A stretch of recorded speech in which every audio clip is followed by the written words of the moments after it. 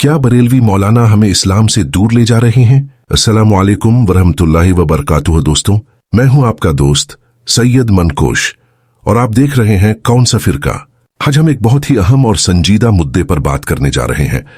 क्या बरेलवी मौलाना हमें वाकई उस इस्लाम से दूर कर रहे हैं जो कुरान और सही हदीसों में बयान किया गया है?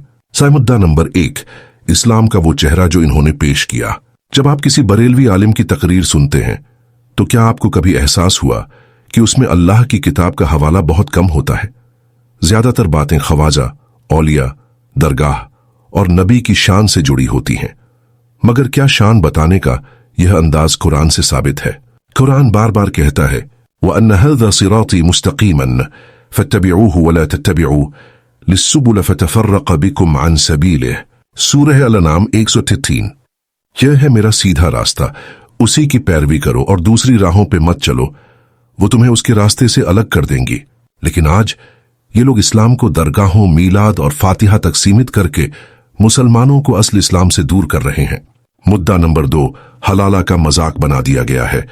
हलाला एक नाजुक और संजीदा मसला है, मगर बरेलवी आलिम इसे पेशे और धंधे की तरह पेश करते हैं। नबी करीम ने फरमाया लअन लिल्लाहुल मुहल्लिल वल मुहल्लल लह। जामिया तिर्मिजी हदीस 1120। अल्लाह की लानत है उस मर्द पर जो हलाला करता है और जिसके लिए किया जाता है। क्या ये मौलाना लोगों को इस हदीस के बारे में बताते हैं? नहीं, बल्कि यह लोग हलाला का बाकायदा इंतजाम करते हैं और इसे जायज ठहराते हैं।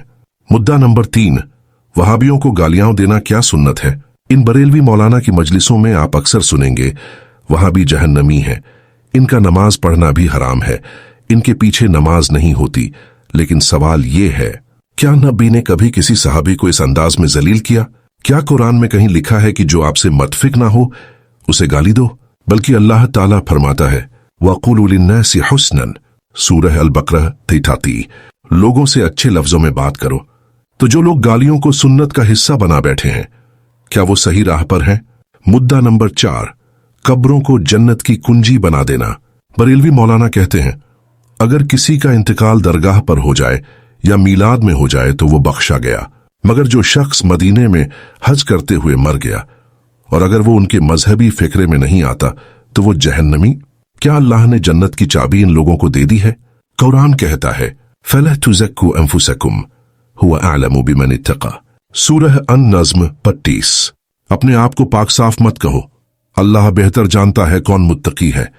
मगर ये लोग अपने ही गिरोह को जन्नत का वारिस बना चुके हैं और बाकियों को जहन्नमी बता रहे हैं। हमारी बात, इस वीडियो के जरिए हम किसी की तौहीन नहीं कर रहे हैं, यह तो बल्कि हक़ का बयान है।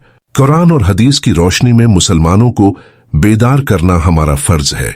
तो मेरे भाइयों, अब सोचने का वक्त है कि कहीं आप भी किसी ऐसे गुमराही के अंधेरे में तो नहीं चल रहे जो बरेलवी मौलानाओं की बातों से पैदा हो रहा है।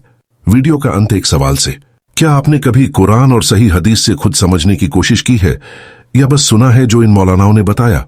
अगला पार्ट मीलाद, गौसिया और दरगाह की असली हकीकत जल्द आएगा। अगर आपको ये बात सही लगी तो इस हक़त की आवाज को आगे बढ़ाइए। आपका भाई सैयद मनकोश, कौन सा फिरका? अगर आप चाहें तो मैं अगले पार्ट की तैयारी भी कर सकता हूं। बताइए कि अगले हिस्से में क्या टॉपिक शामिल करना चाहते हैं, जैसे मीलाद, दरगाह, गौसिया वगैरह।